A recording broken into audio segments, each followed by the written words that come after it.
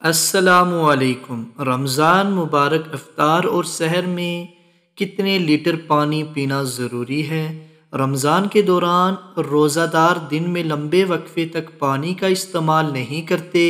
اس حوالے سے یہ سوال پیدا ہوتا ہے کہ افطار کے بعد جسم کے تمام اعضاء کو طبی حالات میں کام کرنے کے لیے کتنا پانی کی ضرورت ہے؟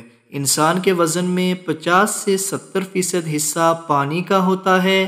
سانس سے لے کر امراض سے بچاؤ، حرارت کے تحفظ اور جسم کی تمام سرگرمیوں میں پانی کا کردار اہمیت کا حامل ہے۔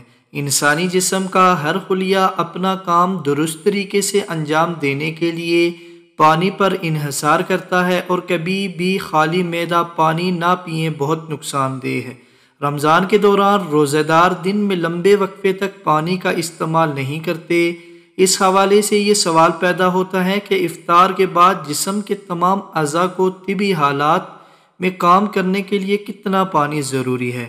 ماہرین خوراک کہتے ہیں کہ روزہ دار کو افطار کے بعد اور سحری میں 10 سے 12 گلاس پانی پینا ضروری ہے تاکہ جسم کا مدافعتی نظام مضبوط رہے، جسمانی اعضاء خشکی سے دوچار نہ ہوں اور دن کے وقت سیال، مادوی اور محرومی کا تدارک نہ ہو سکے۔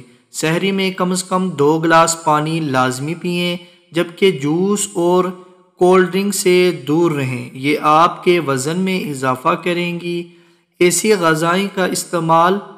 غذاؤں کا استعمال کریں جن میں پانی کی مقدار زیادہ ہو، جیسے تربوز، کھیرا، سلاد وغیرہ۔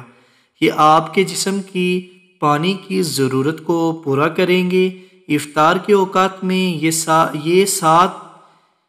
7 یا 8 گلاس پینا نہ صرف بے وقوفی ہے، بے فائدہ ہے، بلکہ صحت کے لیے نقصان دہ بھی ہو سکتا ہے۔ روزہ کے بعد کھجور اور 2 گلاس پانی کے ساتھ افطار کریں، اور آخر میں کھانے کے بعد بھی پانی نہ پیا کریں۔